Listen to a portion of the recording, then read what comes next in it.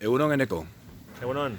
Eneko Binuela, politologoa, mugarik gabeko albeitarien koordinatzailea, izandakoa, gerora bihurtu zen justizia alimentaria, ONG-a, eta gaur egun ikuste dut gure platera gure aukera, ez? Proiektuaren pentsalaria edo ekintzaile ere, ez? Ekintzailea. Lehendabiziko galdera, Eneko. Guendara hilabetea zitzen estaduan eta Euskal Herrian ere bai, konflikto moduko bat, makroikuluaren inguruan eta jakin nahi nuke politologo bezala zure iritzia, afer honen inguruan. Bueno, nire ustez, iritzi publikora bideratu den mezu bat edo kritika bat, eta hori lobby potente baten kontra joan egin dela. Eta orduan hori, lobby horrek ez du ondo hartu, noski?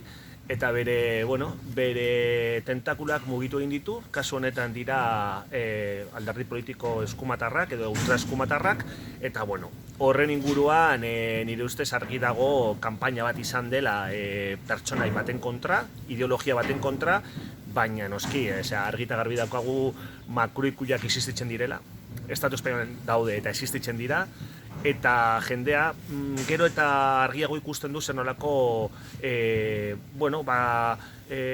eragozpenak edo zer nolako gauzak bideratzen ari diren makroikuili horiek, ez?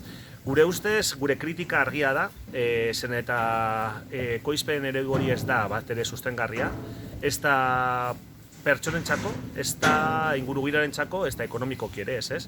Gure ustez, modan jarri den low cost kontsumo forma bat da, elikagaien low cost forma bat, eta hori azkenean eskaera bat dauka, noski, eta eskaera hori eskaintza emateko, horrelako makroikuliak existitzen dira, baina nire ustez polemika politikoa ez doa horren inguruan baizik eta da ideologia baten kontra.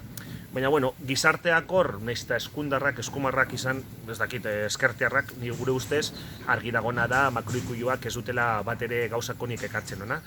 Eta, bidezko elikadura, orain dela pare urte, atera genuen karne kainon kanpaina horretan, argi eta garbi, ikusten genuen nola makroikuli hauek erregulazio bat izan behar dutela. Prozesatu eta haragi prozesatu eta ultraprozesatuen kontsumoa asko handitu eginda. Estatu Espainolean pertsona bakoitzak jan behar duenaren, baina 8 aldiz gehiago jaten du. Eta hori eragin txarra dauka baita ere osasunean.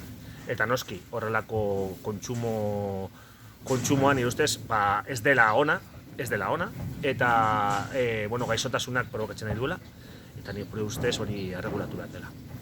Eskerrik asko, Eneko.